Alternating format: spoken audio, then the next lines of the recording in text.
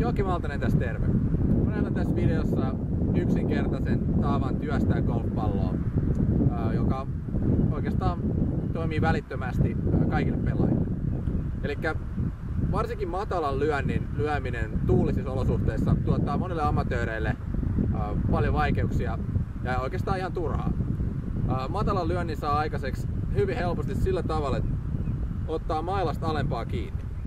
Elikkä kunnolla lyhentää mailan varren mittaa. Mä itse asetan kädet melkein tänne metalliin asti, mutta ei ihan. Ehkä mä jätän noin sentin grippiä tohon vielä pelivaraa.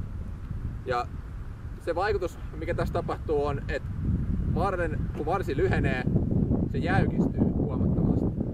Silloin se ei potkaise yhtä paljon osuman läpi ja tuottaa matalamman ja vähemmän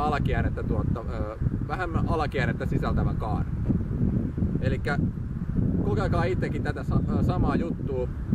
Elikkä kunnolla tänne voi jäädä noin 4-5 senttiä tilaa tänne gripin yläpäälle. Tähän lyöttiin kun tottuu jokaiselle eri mailalla.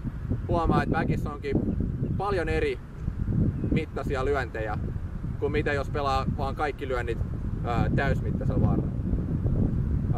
Yksi huomioitava asia on se, että kun varresta ottaa tämän verran alempaa kiinni, se muuttaa tämän lavan efektiivistä laikulmaa.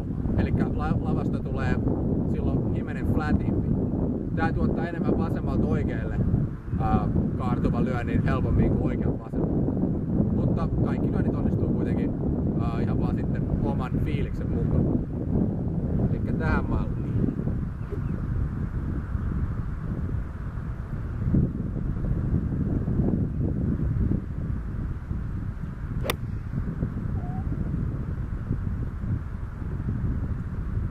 Elikkä tossa lyönnissä mulla oli käytössä nyt rauta 7 ja tuulisissa olosuhteissa mä olisin käyttänyt tätä lyöntiä esimerkiksi jos mä olisin halunnut lyödä matalan rauta 9, matalan rauta 8.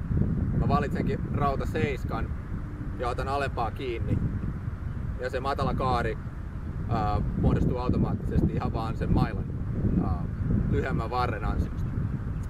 Kokeilkaa ja kertokaa miten käy.